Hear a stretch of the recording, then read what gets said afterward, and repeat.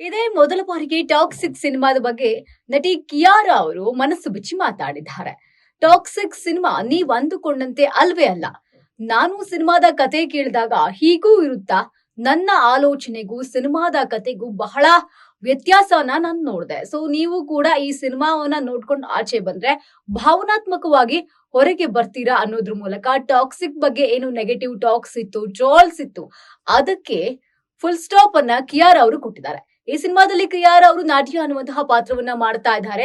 ಒಂದು ಗಂಡು ಹಾಗೆ ಹೆಣ್ಣಿನ ಬಗ್ಗೆ, ಸಂಬಂಧದ ಬಗ್ಗೆ ಏನು ನಾವು ವ್ಯತ್ಯಾಸಗಳನ್ನ ಹುಡುಕ್ತೀವಿ, ಈ ಸಿನಿಮಾದಲ್ಲಿ ಆ ವ್ಯತ್ಯಾಸಗಳು ಯಾವುದೂ ಇರೋದಿಲ್ಲ ಅನ್ನೋದು ನಿಮ್ಗೆ ಗೊತ್ತಾಗುತ್ತೆ ಅನ್ನೋದ್ರ ಮೂಲಕ ಕಿಯಾರಾ ಅವರು ಒಂದಷ್ಟು ನೆಗೆಟಿವ್ ಕಮೆಂಟ್ಗೆ ಇಲ್ಲಿ ಉತ್ತರ ಕೊಡುವಂತಹ ಪ್ರಯತ್ನ ಮಾಡಿದ್ದಾರೆ. ಹಾಗೆ ಕಿಯಾರಾ ಅವರು ಮಾತಾಡ್ತಾ ಹೇಳಿದ್ದಾರೆ, ನಮ್ಗೆ ಇದೆಷ್ಟು ಚಾಲೆಂಜಿಂಗ್ ಆಗಿತ್ತು, ಬಿಕಾಸ್ ಒಂದು ಏಕಕಾಲದಲ್ಲೇ ಕನ್ನಡ ಹಾಗೆ ಇಂಗ್ಲಿಷ್ ನಲ್ಲಿ ನಡೀತಾ ಇತ್ತು. ಜೊತೆಗೆ ನಾವು ನಾನೊಂದಷ್ಟು ಏನು ಡೈಲಾಗ್ಸ್ ಗಳನ್ನ ಬಾಯ್ಪಟ್ ಮಾಡ್ಕೊಳ್ತಾ ಇದ್ದೆ, ಆ ಕಂಠಪಾಠ ಮಾಡ್ತಾ ಇದ್ದೆ.